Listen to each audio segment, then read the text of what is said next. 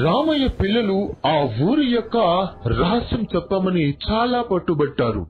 ఇక రామయ్య చేసేదేమీ లేక ఆ ఊరి యొక్క రహస్యం వాళ్ళకి చెప్పడం చాలా మంచిదని వాళ్ళతో ఇలా చెబుతున్నాడు.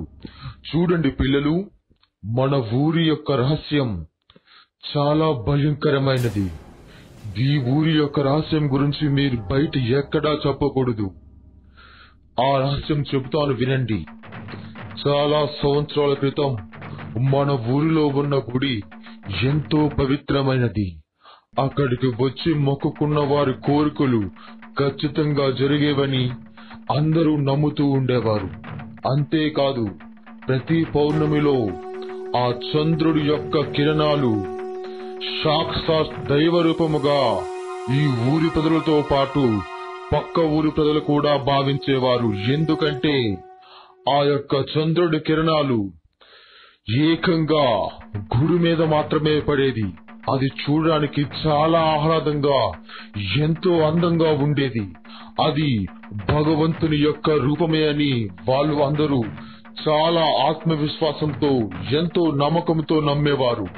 అటువంటి ఈ ఊరిలో ఒక మూఢాచారం కూడా ఉంది.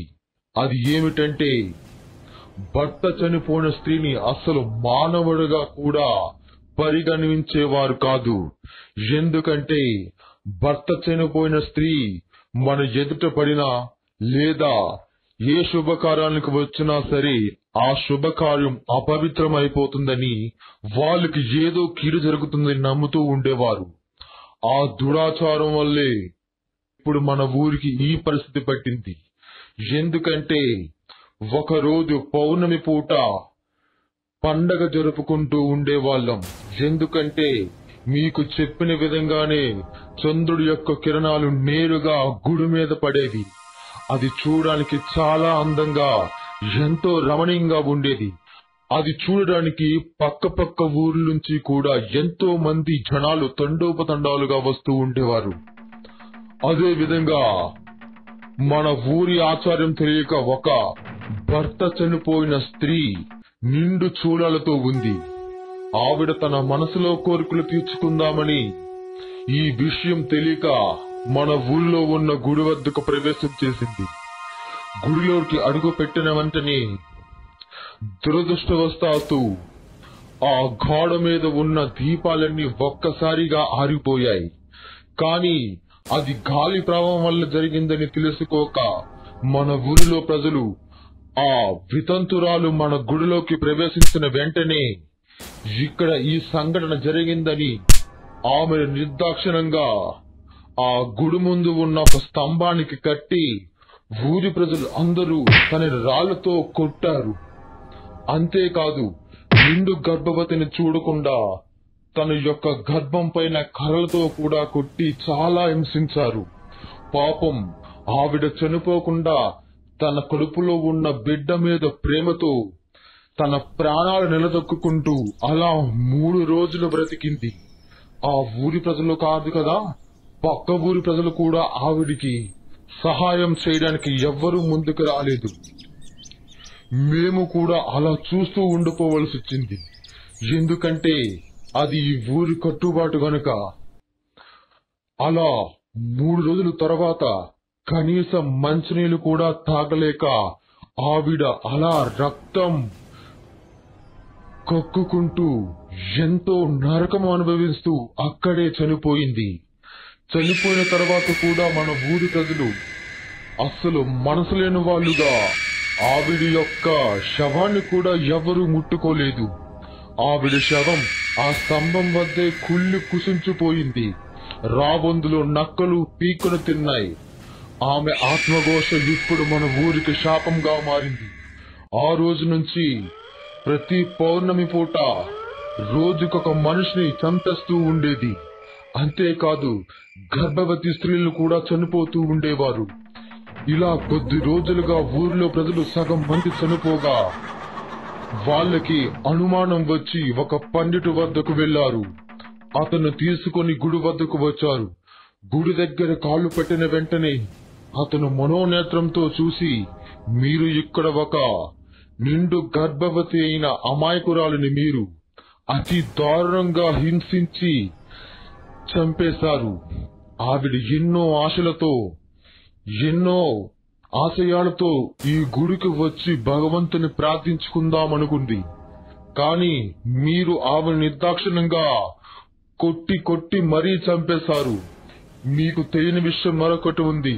ఆమె ఒకప్పుడు పరమ భక్తురాలు. ఆవిడ భక్తి ముందు మనం ఎవ్వరం పనిచేయం. అందుకనే ఆవిడికి ఈ గుడిలో ఉన్న శక్తి కూడా సంపూర్ణంగా మేలు చేస్తుంది. మీకు తెలియని సంగతి ఒకటి ఉంది. దైవశక్తి ఎప్పుడూ దుష్ట శక్తుల దగ్గరికి చరణ రానివ్వదు. కానీ మీరు గమనించారో లేదో, దైవశక్తి పక్కనే ఈ దుష్టశక్తి ఉందంటే మీరు ఆమె పట్ల ఎంత చెడుగా ప్రవర్తించారో తెలుసుకోవాలి. ఎందుకంటే గుడి ఆవరణలో ఎటు దుష్ట శక్తులు కూడా రానేవు.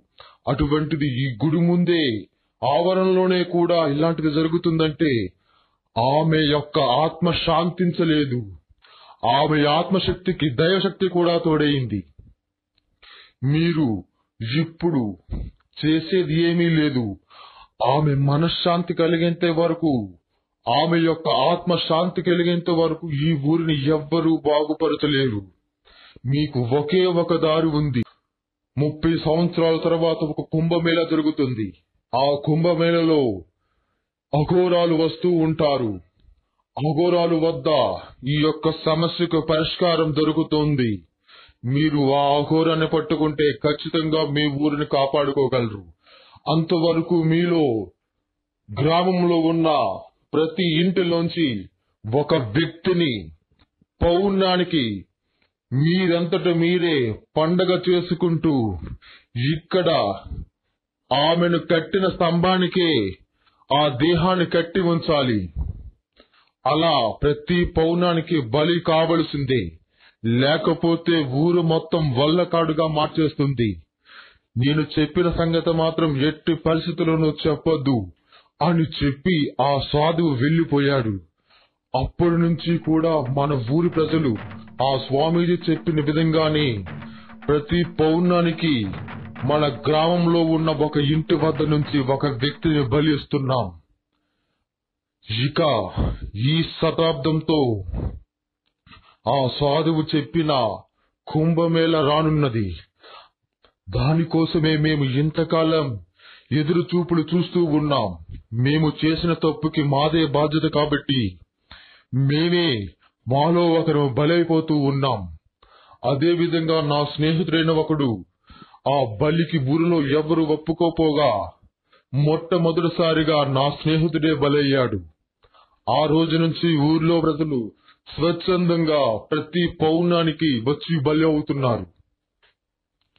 ఆ కుంభమేళ జరిగిన సమయంలో ఆ యొక్క ఋషులు వస్తే మనకి ఈ సమస్యకు పరిష్కారం చెప్తారని ఎంతకాలం నుంచో ఎదురు చూస్తూ ఉన్నాం అని వాళ్ళ నాన్న వాళ్ళతో చెప్తాడు.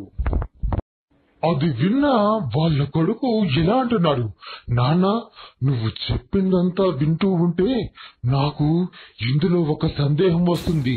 నువ్వు చెప్పిన విధంగానే మన ఊరు చివరి ఉన్న గుడి మీదకు ప్రతి పౌర్ణానికి ఆ చంద్రుడి యొక్క కిరణాలు నేరుగా పడడంలో ఏదో ఒక ఆలోచన ఉంది. ఎందుకంటే ఆ కిరణాలు ఊరికనే అలా గుడి మీద పడవు. ఏదో అతీత శక్తులు మన గుడిలో ఉన్నాయి. నాకు తెలిసి ఎవరో దుష్ట శక్తులను ఉపయోగించి మన గుడిలో ఉన్న అతీత శక్తులను తన వశం చేసుకోవడానికి ఇలా చేశారేమో నాకు అనుమానంగా ఉంది నాన్న. నువ్వు చెప్పిన విధంగానే ఆ కుంభమేళ దగ్గరలోనే ఉంది. ఆ యొక్క అఘోరాను తీసుకొచ్చి మనం అసలు ఆ రోజు ఏం జరిగిందో పూర్తిగా కనుక్కుంటే మన ఊరి గుడికి పెట్టిన సమస్యను పూర్తిగా తొలగించగలుగుతాం. అంతేకాదు ఆ గుడి వద్ద ఉన్న దెయ్యాన్ని కూడా మనం పూర్తిగా తొలగించగలం. మీరు చెప్పిన విధంగా మొత్తం ఆలోచించగా నాకు అక్కడ జరిగిందంతా ఏదో విచిత్రంగా ఉంది. ఆమె రాకమును ఎవరో తనకి స్వనుగుణంగా చేసుకుని వాళ్లకు రూపంగా దిద్దుకున్నారు. ఇదంతా ఎవరో ఆడిస్తున్న నాటకం నాన్న. ఇంతకాలం మన ఊరి ప్రజలు అమాయకుల్లా బలైపోతున్నారు. సరే, ఆ కుంభమేళా వచ్చే సమయం దగ్గరలోనే ఉంది. అప్పుడు తెలుస్తుంది ఈ గుడి యొక్క అసలు రహస్యం ఏమిటో అని చెబుతాడు.